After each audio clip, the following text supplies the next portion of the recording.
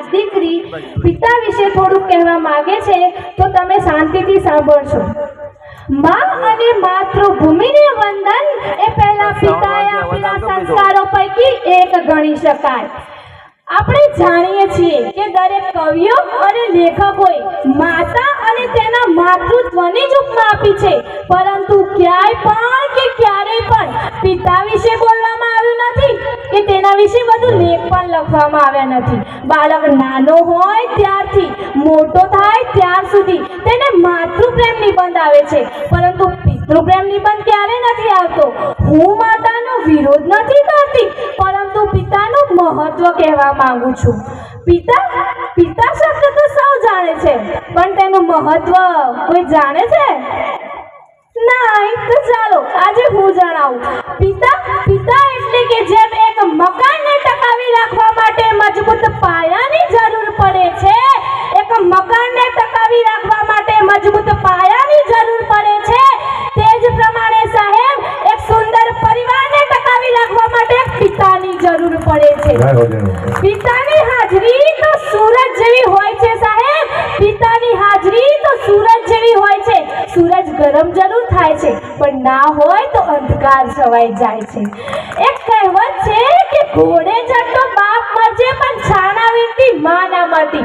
પણ તમે એ બાળકને પૂછી તો જોજો કે જે બાળકે પોતાના પિતાને ગુમાવ્યા છે, પોતાના પિતાનો પ્રેમ મળ્યો નથી, તે બાળક પાસેથી જાણી તો જોજો કે જીવનમાં પિતાનું મૂલ્ય શું હોય છે। એક વાત છે સાહેબ, જ્યારે તું નાનો હતો, પાપા પગલી ભરતો હતો, ચાલતા ચાલતા પડી જતો, ત્યારે મનમાં એક જ વિચાર આવતો કે પપ્પા છે ને। જ્યારે તું સ્કૂલે જતો, છોડવા આવેલા પપ્પાને પાછો ફરી ટાટા કહેતો, ત્યારે મનમાં એક જ વિચાર આવતો કે પપ્પા છે ને। જ્યારે તું મોટો થયો, કોલેજ જતો કે કોઈ મૂંઝવણ અનુભવતો, ત્યારે મનમાં એક જ વિચાર આવતો કે પપ્પા છે ને। પણ તારા લગ્ન બાદ તારી પત્નીના કહેવાથી તારા પિતાને વૃદ્ધાશ્રમમાં મૂકતા પહેલા તને એ વિચાર કેમ આવે કે પપ્પા છે ને?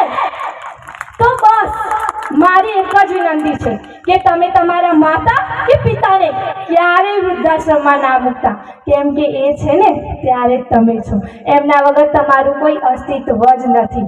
માતા પિતાને એ વાતથી દુઃખ લાગે છે કે દીકરી જ્યારે સાસરે જાય અને દીકરો દાર છોડે, અને છતાં પણ તમારે જાણવું જ હોય ને કે પિતા વગર તમારી ઓકાત શું છે। તો એક દિવસ તમારી જ શેરીમાં તમારા પિતા સાથે આંટો મારવા જજો ને એક દિવસ એકલા આંટો મારવા જજો, ખબર પડી જ જશે કે જે દિવસે તમે એકલા હશો ને એ દિવસે તમને બોલાવવાની તો વાત દૂરની રહી, લોકો તમારી સામે પણ નહીં જુએ। માં ઘરનું ગૌરવ છે ને, તો પિતા ઘરનું અસ્તિત્વ છે। માં પાસે અશ્રુની ધારા હોય છે ને, તો પિતા પાસે સંયમ હોય છે। બે સમયના ભોજનની વ્યવસ્થા માતા કરે છે ને, તો જીવનભરના ભોજનની વ્યવસ્થા એક પિતા કરે છે।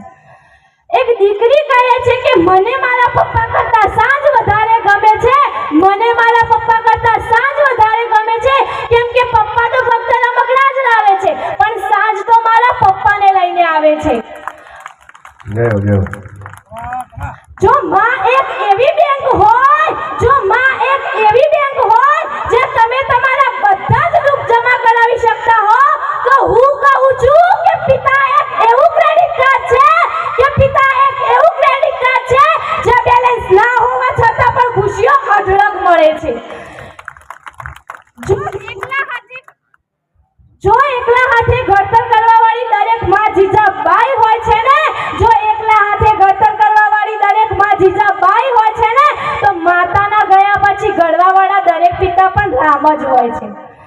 પિતા વિશે બોલવું હોય તો મારી પાસે શબ્દો જ ખૂટે, પરંતુ સમયની મર્યાદા રાખતા હું છેલ્લી પંક્તિ કહીને મારી વાણીને વિરામ આપીશ કે થાક ઘણો હતો ચહેરા પર, અનહદ પરિશ્રમ કરતા જોયા છે।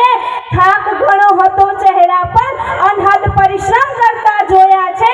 આંખમાં ઊંઘ હતી ઘણી, છતાં પણ ચિંતામાં જાગતા જોયા છે। તકલીફો ચારે બાજુથી હતી, પણ એકલા હાથે લડતા જોયા છે। તકલીફો ચારે બાજુથી હતી, પણ એકલા હાથે લડતા જોયા છે।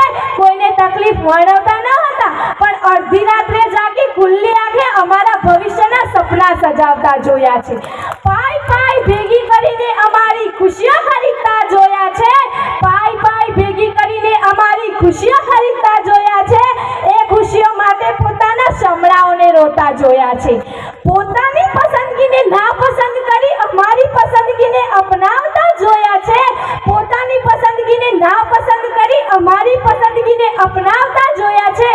વ્યક્તિ એક જ હતા પણ વિશેષતા અનેક હતી। પિતા સ્વરૂપે મેં સર્જનહાર જોયા છે, પિતા સ્વરૂપે મેં સર્જનહાર જોયા છે। અસ્તુ।